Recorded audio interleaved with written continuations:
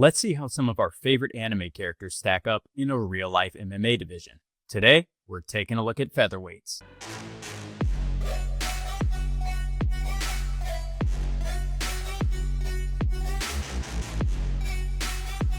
Hey guys, and welcome back to Anime MMA, the channel where we talk about all of our favorite anime characters and how their martial arts would do in the real world. I'm Ho-Ho Chubbles, amateur MMA fighter, Brazilian jiu-jitsu coach, and most importantly, huge anime nerd. Who the f is that guy? Who the f is that? And today, I'm going to be drawing upon my over 15 years of martial arts knowledge to analyze the martial arts of some of our favorite anime characters, all to determine how they would do if they were a real-life MMA fighter and just a regular person like you or me. Now, moving up a division from our previous video, today we're looking at one of the most interesting weight divisions in the UFC, featherweights, or under 145 pounds. A division filled with stars like Max Holloway, Alexander Volkanovski, and most famously, the division where Conor McGregor got his start. Why are we dividing it by weight division? Well, because that's the way they do it in real life MMA, but also because I don't want this video to be 5 hours long. That said, if you don't see a character who you expect to be on this list or you think should be on this list, feel free to let me know in the comments below.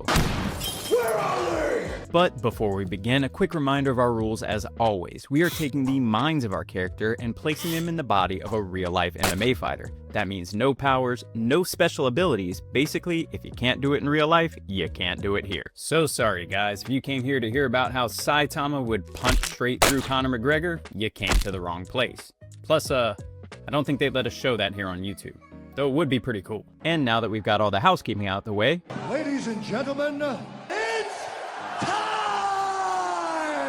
now for our first contender, we have Gilgamesh from Fate, standing between 5'11" and 6 feet tall and weighing 150 pounds, just close enough to cut down to the 145 pound mark. Now, Gilgamesh is a very interesting entry because we never really get to see him fight hand to hand that often, as he is most commonly an archer or mage class. That said, most of the characters in Fate, even if they're a ranged class, have some form of hand-to-hand combat, and with Gilgamesh we have to do a bit of speculation to figure out what he knows. Gilgamesh, you see, is actually based on a historical figure, or at least a mythical figure, in the Epic of Gilgamesh, an ancient king who goes on adventures and fights to obtain immortality. Now, given that he is based on an ancient king who knows how to fight, he would have some form of at least rudimentary ancient boxing and wrestling. Now, unfortunately for Gilgamesh, even though he's based on a historical mythical figure, he is from the Fate series, which tends to embellish the characters from a little bit all the way to a lot of it. And knowing this, we can't assume that he would be an expert in modern boxing and wrestling, but at the very least he would have some rudimentary skill in these two martial arts. On top of that, we know that Gilgamesh in the series tends to struggle when opponents get up close and personal, so we're going to take that into account when considering how well he would do in a real fight. Given that range is his specialty, I'm not comfortable with placing him any higher than the bottom of our list. So though he would take it as a major insult given how cocky he is, that's where we're going to stick him today. Moving on from our cocky weapons and magic using king, we've got our second contender for the division, and that is Luffy from One Piece. Luffy stands at 5'9" and weighs 141 pounds. He could probably cut down to bantamweight, but for today we're going to keep him in the featherweight division. Now, I know it's surprising to see Luffy this low on the list, given the fact that he is a 100% hand-to-hand fighter, but you gotta remember that without his rubber body and powers, his striking is kind of amateur. In fact, it's kind of a joke that a lot of Luffy's techniques are techniques that he would use as a kid when playing. Things like the windmill punch becoming the Gatling gun punch, or winding up these really big shots to make them more powerful. And while these techniques will work if your body is made of rubber, if you're just a regular person, they're gonna leave you very open to attacks. So why is Luffy placed above Gilgamesh, who we've already discussed might have some kind of wrestling and boxing? Well, that's because Luffy has a lot more experience with hand-to-hand combat than Gilgamesh does. On top of this, he was actually trained by his grandfather, who is an admiral in the Marines. This means that Luffy would have had some kind of military combat training, even if he wasn't an actual Marine himself. So we can assume Luffy at least does have some kind of boxing and maybe a little bit of grappling to go with it, but it's not his primary style. Luffy's whole style of fighting is based on using his powers and making the impossible possible. So when he's fighting against a character like Gilgamesh, whose entire martial arts background is going to be speculative, I have to give Luffy the edge. But when comparing him to some of our more traditionally trained trained fighters, I think Luffy will fit right at home here at the second place from the bottom on our list. So sorry Luffy, if you were made of rubber and had hockey, you might be a little bit higher, but for today, this is where you're gonna be. This is bullshit!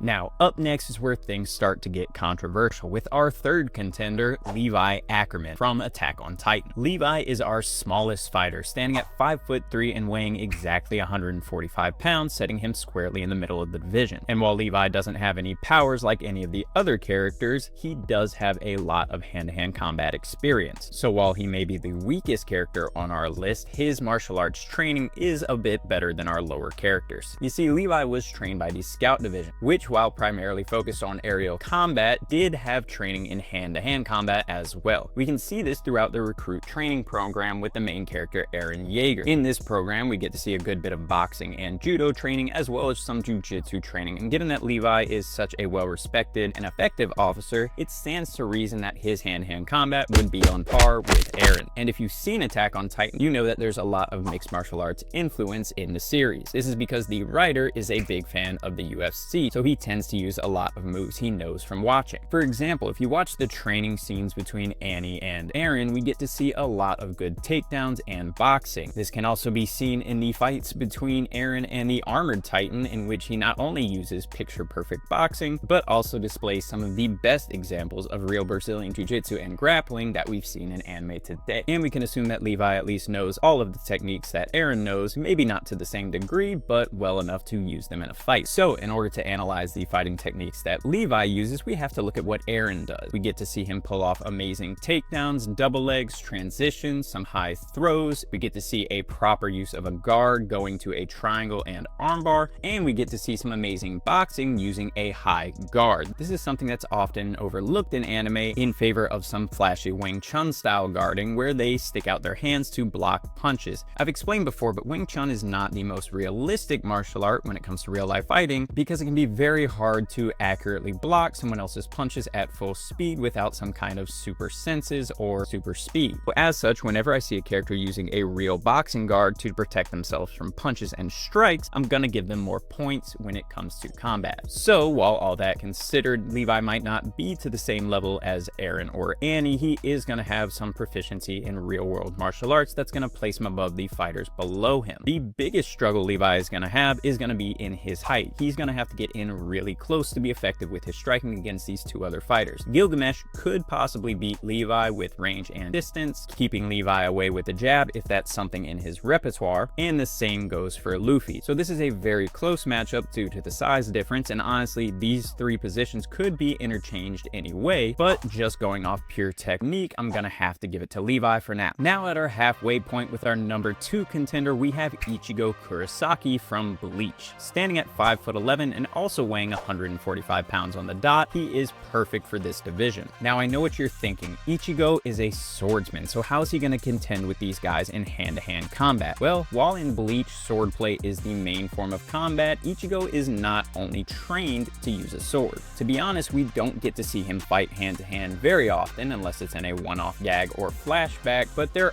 are things that show us that Ichigo does have fighting prowess. First off, at the beginning of the series, we often get to see Ichigo facing delinquents at a regular human level. It's clear that he's exceptional when it comes to kicking and hand-to-hand combat, as he always wrecks delinquents whenever he fights them, even when there's more than one attacker. Also, unlike a lot of the other characters, these fights take place on a regular human level, so we know that he can fight in that kind of setting. But we're not just giving Ichigo this position because he saved Chad from some delinquents once, though to be honest, that was a pretty impressive feat. No, we're giving this placement to Ichigo because we know that he has some good hand-to-hand combat training. First off, with his striking, we only get to see a little bit about Ichigo's history with striking when we look at his flashback with Tatsuki, where we get to see him get his butt handed to him in karate. And going off this, and given that he was just a kid, you'd probably say, how does that help Ichigo? Well, we find out from a later statement that eventually in middle school, he beat Tatsuki in one of their sparring matches. From then on, they never fought again because Tatsuki knew that she couldn't beat Ichigo in a fight, but it is stated by Tatsuki that Ichigo and Orihime would actually be at a black belt level when it comes to karate. And given that Ichigo continued training for years, we can assume he hit that black belt level just like Tatsuki. The next bit of evidence we have for his training is a little bit of a joke, but at the same time, it does provide some good fight experience for Ichigo. We often get to see Ichigo spar with his dad, and he mentions that he trained him to fight. In the sparring sparring matches, we get to see him do takedowns, arm bars, other submissions, and things of the like that show that Ichigo has some grappling ability. Now, I know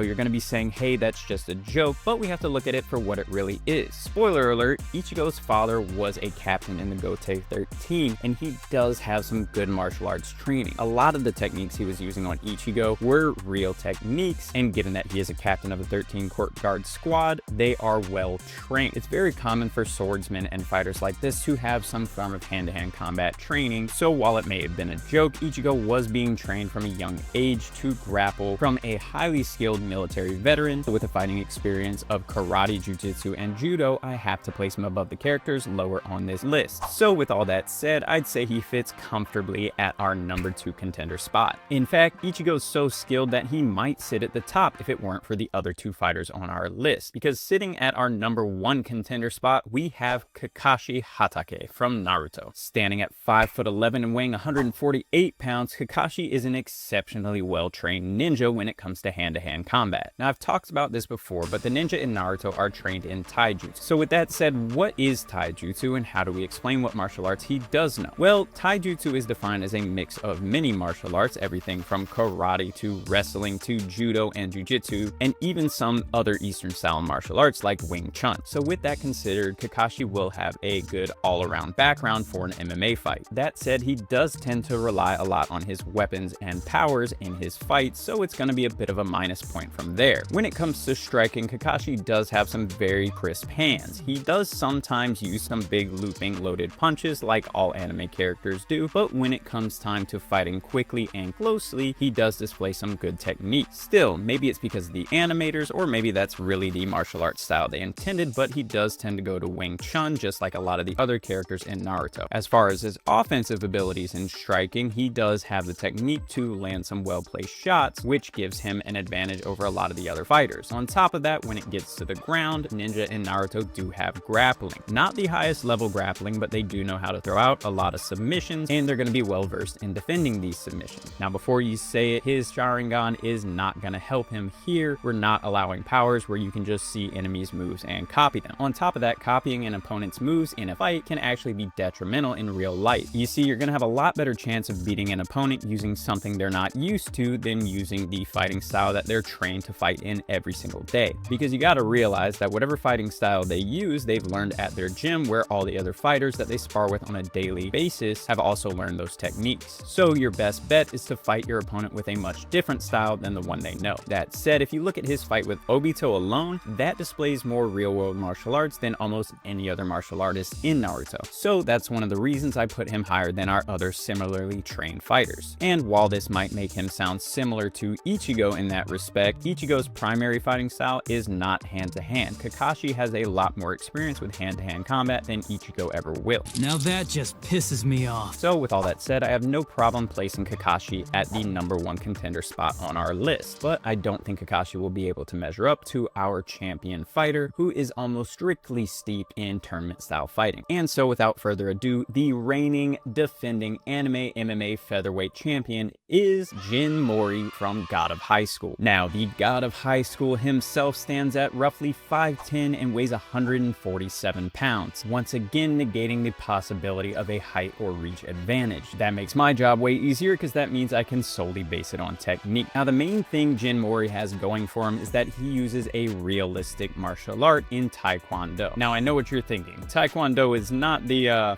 most effective martial art when it comes to MMA. But that being said, there are other fighters who have made a good career off of Taekwondo. If you look at fighters like Uriah Hall, Benson Henderson, or Anthony Pettis, we see some very high-level athletes who have made their entire career based on Taekwondo. But the important thing to remember is that these fighters also have other martial arts to back up their striking skills, with fighters like Anthony Pettis displaying top-tier Brazilian Jiu-Jitsu, and other fighters like Benson Henderson having extensive wrestling backgrounds. This allows them to win a lot of their fights on the feet while being able to survive and even win when it comes to ground fighting. While it can be said that his style is only Taekwondo, if we watch his fights, we can see that that's not necessarily the case. We see him fight a lot of different disciplines, from karate to boxing to kung fu, and in a lot of those fights, he does hold his hands up in a traditional guard. So he's not going to be strictly sticking his hands out to block punches. What's more, he tends to use a lean back stance in order to stay out of range from a lot of the fighters and use his kicks to keep the distance. distance. And while this is not necessarily the most effective way to fight standing up, it is something he has trained very well and will be able to use highly effectively against the other fighters. I know that he spends a lot of time doing jump kicks and spins, and while these are used in some cases in the UFC, they're not used to the extent that he uses them. Still, when he is on the ground fighting close hand to hand and they're switching from the more unrealistic aspects of the fight, Jin Mori does display some very crisp technique. On top of this, when he gets to the ground, we've seen him do exceptionally well, using some very good grappling techniques, being able to get out from mount in an MMA situation against a good karate fighter, and we've seen him use some good takedowns from time to time. I should note that I'm only considering his earlier feats in the series because once you get past those first couple of fights, it all becomes way too unrealistic to even be considered something close to realistic fighting. So don't think I'm giving him a special pass when it comes to that. But in those early fights, we get another benefit that Jin Mori is going to have over a lot of these other fighters, and that is the experience of fighting other realistic fighting styles. In the God of High School tournament, it starts off with him fighting many fighters of many different styles, and we see boxers, wrestlers, judo and jiu-jitsu fighters, and all sorts of other martial arts I couldn't even name here. So given that experience, we know that Jin Mori is not going to struggle when he comes up against a realistic human fighting style without his power. On top of this, one of the biggest feats I like to bring up when it comes to Jin Mori's fighting, he does fight one of the top Brazilian jiu-jitsu fighters in the world. And in that fight, he has no problem dealing with this fighter who's trying to get in close and grappling. This shows that Jin Mori can deflect the takedown if he needs to, and when he gets there, he can get out and won't just end up stuck on his back. So all that considered, while this might be one of the closest divisions we have in all of anime MMA, I am comfortable with Jin Mori sitting atop the crowd as the champion of our division. And that's our list. But don't take my word for it. Maybe I'm wrong. Be sure to leave a comment below letting me know if you agree or if I missed anyone. Also, feel free to let me know if you want me to do a deep dive into one of these characters and what division you want to see next. If you like this video, be sure to go check out the 135-pound division. If you like what I do, be sure to like, follow, subscribe, all that jazz to let me know I should keep doing it. And as always, thanks for watching.